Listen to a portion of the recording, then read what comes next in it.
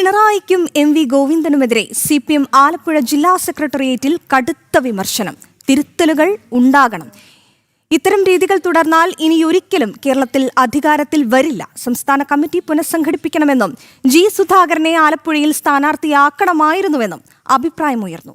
വിവരങ്ങളുമായി സുധീഷ് ഗോപാൽ ചേരുന്നു. സുധീഷേ, കഴിഞ്ഞ 10 വർഷം ഇടത് സർക്കാരിനെ നയിച്ച പിണറായി വിജയൻ ധാർഷ്ട്യത്തിന്റെ മൂർത്തിഭാവമായിരുന്നു, നമുക്കെല്ലാവർക്കും അറിയാം. അതുപോലെ തന്നെ പാർട്ടിയെ നയിച്ചു എം.വി. ഗോവിന്ദൻ. അദ്ദേഹം പറഞ്ഞത് എന്താണെന്ന് അദ്ദേഹത്തിനും അറിയില്ല, കേട്ടിരുന്നവർക്കും മനസ്സിലായിട്ടില്ല.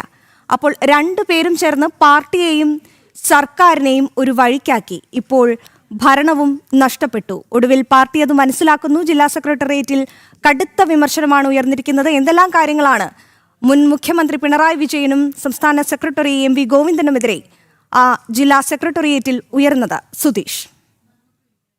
അശ്വതി, ഏറ്റവും പ്രധാനമായും ജില്ലാ സെക്രട്ടേറിയറ്റിൽ ചൂണ്ടിക്കാണിക്കപ്പെട്ടത് പിണറായി വിജയനെതിരായ ജനവികാരം, ജനരോഷം. അത് കണ്ടില്ല എന്ന് നടിച്ചു പോയാൽ പാർട്ടിയെ ഒരിക്കലും തിരുത്താനാവില്ല.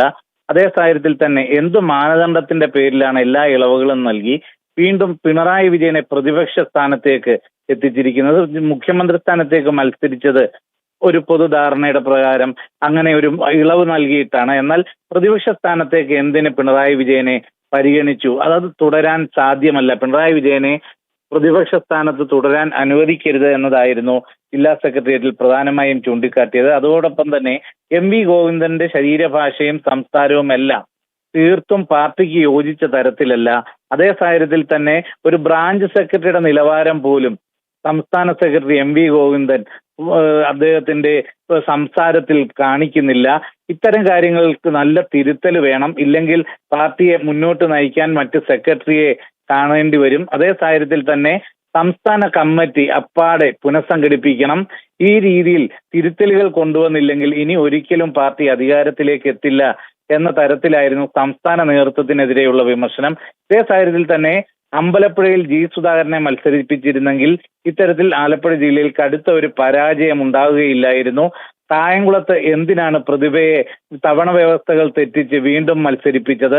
അവിടെ CS സുജാതയും ആലപ്പുഴയിൽ ജില്ലാ സെക്രട്ടറി R നാസറും അതുപോലെ അരൂര് തോമസ് ഐസക്കും മത്സരിച്ചിരുന്നെങ്കിൽ ഈ സീറ്റുകൾ പാർട്ടിക്ക് നേടാൻ കഴിയുമായിരുന്നു. അതോടൊപ്പം തന്നെ കുട്ടനാട് സീറ്റ് CPM ഏറ്റെടുക്കാതിരുന്നത് പാർട്ടിയുടെ കഴിവുകേടാണ് തുടങ്ങിയ വിമർശനങ്ങൾ ഉയർന്നു. ഇതേ സാഹചര്യത്തിൽ തന്നെ ജി സുധാകരന്റെ തണലിൽ വളർന്നവർ തന്നെ ജി സുധാകരനെ പാർട്ടിയിൽ നിന്ന് പുറത്താക്കുന്ന സാഹചര്യം ഉണ്ടായി. അദ്ദേഹത്തെ തിരുത്താനോ ഇല്ലെങ്കിൽ അദ്ദേഹത്തെ കൂടെ നിർത്താനോ പാർട്ടി ഒരു തരത്തിലും ശ്രമിച്ചിരുന്നില്ല. അതിന്റെയൊക്കെ ഫലമാണ് ജി സുധാകരൻ പാർട്ടി വിട്ടു പോകേണ്ടി വന്നത്. ഇതേ സാഹചര്യത്തിൽ തന്നെ പ്രതിഭ ഈ തെരഞ്ഞെടുപ്പ് ഫലം വന്നതിന് ശേഷം നടത്തിയ പരാമർശങ്ങൾ അത് പാർട്ടി പ്രവർത്തകരെ അപ്പാടെ തന്നെ സംശയത്തിന്റെ നിഴലിലാക്കി. അതോടൊപ്പം തന്നെ ജില്ലാ സെക്രട്ടറിക്കെതിരെയും രൂക്ഷ വിമർശനം ഉയർന്നു.